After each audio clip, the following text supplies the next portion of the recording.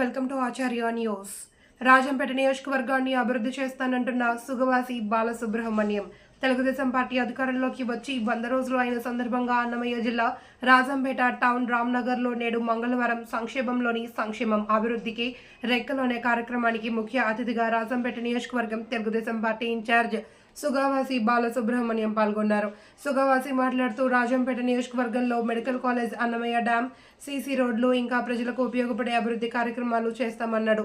అలాగే AP CM Nara Chandrababu Naidu ఎన్నికల్లో ఇచ్చిన వాగ్దానాలని పథకాలు త్వరలో అమలు పరుస్తామన్నారు. కార్యక్రమంలో తెలుగుదేశం, బీజేపీ, జనసేన పార్టీ నాయకులు, కార్యకర్తలు పాల్గొన్నారు. చూస్తున్నాం, ఒక ప్రభుత్వం ఏర్పాటు చేసిన తర్వాత ఒక తేడాను మనం గమనిస్తున్నాం. ఆయన చీఫ్ మినిస్టర్ అయిన రోజు నుంచి కూడా తాడేపల్లి హౌస్ నుంచి బయటకు వచ్చింది లేదు. ప్రపంచం ఏమవుతుందా, ప్రజల కోరిక, నా జీవితంలో నాకు చాలు, నేను భగవంతుడు ఇచ్చినటువంటి నా శక్తి, నా ఈ యొక్క శరీరాన్ని మీకే అంకితం చేస్తున్నానని చెప్పని ఒక ప్రజా సేవకుడుగానే ఆయన నిలబడిపోతున్నాడే తప్ప ఏ రోజు కూడా ఈ యొక్క ప్రజాప్రతినిధులు కానీ అధికారులు కానీ వాళ్ళందరికీ ఒకే స్లోగన్ చెప్తున్నాడు, కౌన్సిలింగ్ ఇస్తున్నాడు. మీరు ముందు ప్రజల దగ్గరికి పోండి, రాజకీయాలు పక్కన పెట్టండి. ఈ 5 ఏళ్ళు మనకు అతీతంగా, కులాలకు, మతాలకు, వీటన్నిటికి అతీతంగా, ఈ యొక్క రాజకీయ పార్టీలకు అతీతంగా ప్రజలకు మేలు చేయండి అని చెప్పనేటటువంటి ఒక మహానుభావుడు, మహనీయుడు నాకు చంద్రబాబు నాయుడు గారు. నాకు అప్పుడప్పుడు నేను మీ అందరి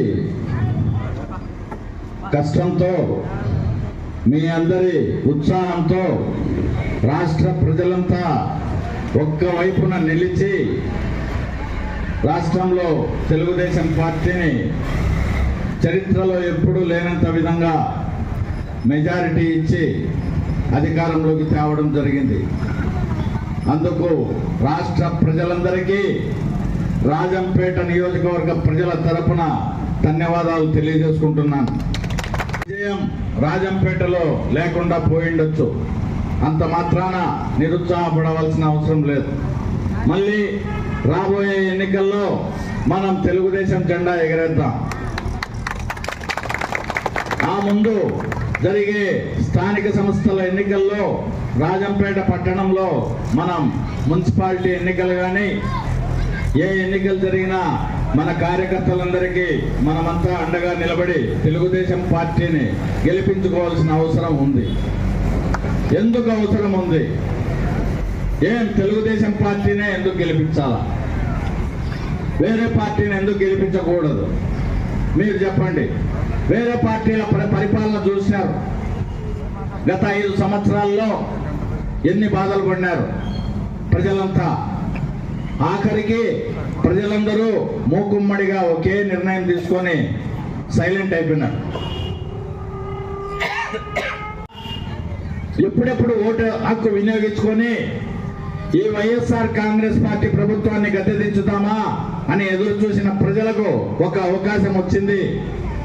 రాష్ట్రంలో పెత్తందారీ వ్యవస్థకు మారుపేరుగా నిలబడి, దౌర్జన్యాలకు మారుపేరుగా నిలబడి, ప్రజా సంక్షేమాన్ని ఏమాత్రం పట్టించుకోకుండా నాయకులను ఊర్ల మీదకి వదిలేసి వాళ్ళ సంపాదనను చూసుకునే ఒక ప్రభుత్వాన్ని గద్దెదించినారు. అందుకని మనం తెలుగుదేశం పార్టీని మాత్రమే ఓట్లేయాలి. ఓట్లేసినారు, గెలిపించినారు, అధికారంలోకి వచ్చినారు. ఏం చూస్తున్నారు మీరు? ఎప్పుడైనా మీ ఇక్కడ 50-60 సంవత్సరాలు, 60-70 సంవత్సరాల వయసు ఉండే వాళ్ళు ఉన్నారు.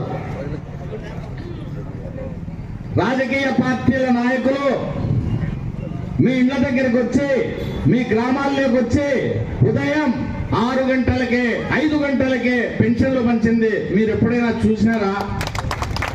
తెలుగుదేశం పార్టీ కార్యకర్తలు ఆ కార్యక్రమాన్ని భుజాన వేసుకొని మీ ఇళ్ల దగ్గరికి వచ్చి పెంచిన పెన్షన్తో సహా మీకు అప్పగించినారు. ఈ రోజు వరకు ఏ తెలుగుదేశం పార్టీ కార్యకర్తకు ఏ లాభము జరగలే. కానీ వాళ్ళు లాభాన్ని ఆశించకుండా మీ వెంట నిలబడినారు. రాజంపేటలో గెలిచినామా, ఓడిపోయినామా అని కాదు, ప్రజలకు మేలు చేయాలా. 5 గంటలకే వాళ్ళ ఇళ్ళకాడికి పోయి పెన్షన్లు ఇవ్వాలా అని పార్టీ అధ్యక్షుడు చంద్రబాబు నాయుడు గారు ఆదేశిస్తే, యువ నాయకుడు లోకేష్ గారు ఒక ట్విట్టర్ సందేశం ఇస్తే దాన్ని ఆచరించే లక్షలాది మంది తెలుగుదేశం సైనికులు మీ అందరి సేవ కోసం నెల మీ ఇండ్ల దగ్గరకు వచ్చి పెన్షన్లు అందిస్తున్నారు. తెలుగుదేశం పార్టీకి మాత్రమే ఓట్లేయాలి. ఇంత జరిగింది, 100 రోజులైంది. ఎక్కడైనా ప్రభుత్వ కార్యాలయాల్లో అక్రమంగా తెలుగుదేశం నాయకులు ఏదన్నా చేస్తా ఉన్నట్లు మీరు చూసినారా? మీ దృష్టికి వచ్చిందా?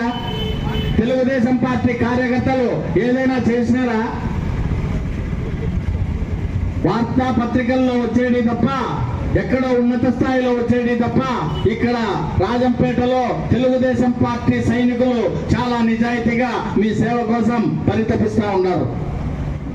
ఓడిపోయినామనే బాధ వాళ్ళల్లో ఉంది, కానీ ప్రజా సంక్షేమాన్ని విస్మరించడం లే.